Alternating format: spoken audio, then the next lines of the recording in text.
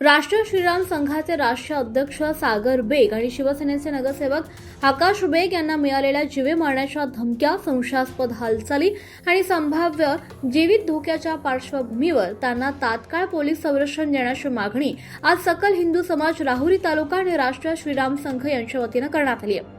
सागर बेग हे राष्ट्रीय श्रीराम संघाचे राष्ट्रीय अध्यक्ष आहेत, तर आकाश बेग हे शिवसेनेचे नगरसेवक आहेत। दोघेही अनेक वर्षांपासून सामाजिक, धार्मिक, राष्ट्रहित, जनजागृती आणि विविध सामाजिक उपक्रमांमध्ये सक्रिय आहेत।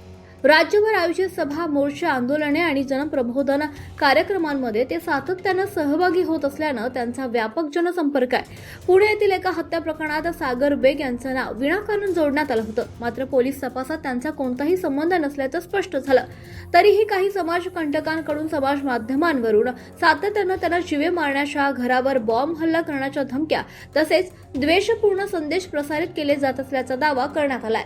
22 मे 2026 रोजी श्रीरामपूर येथील त्यांच्या निवासस्थानाची 2 अज्ञात व्यक्तींनी संशयास्पदरित्या रेकी केल्याचा आरोप सुद्धा निवेदनात करण्यात आलाय। त्यानंतर पाकिस्तान स्थित कथित गुन्हेगाराकडून समाज माध्यमांवरून घरावर बॉम्ब टाकून ठार मारण्याच्या आणि जीवे मारण्याच्या धमक्या देण्यात आल्याचं सुद्धा नमूद करण्यात आलंय।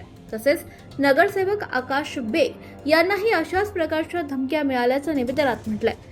दोघांनाही तात्काळ पोलीस संरक्षण देण्यात यावं, संबंधितांकडून सुरू असलेल्या धमक्यांची सखोल चौकशी करून कठोर कारवाई करण्यात यावी आणि आवश्यक प्रतिबंधात्मक उपाययोजना राबवण्यात याव्या अशी मागणी करण्यात आली आहे। आवाज जनतेचा, लढा सर्वसामान्य जनतेच्या न्याय हक्कांसाठी।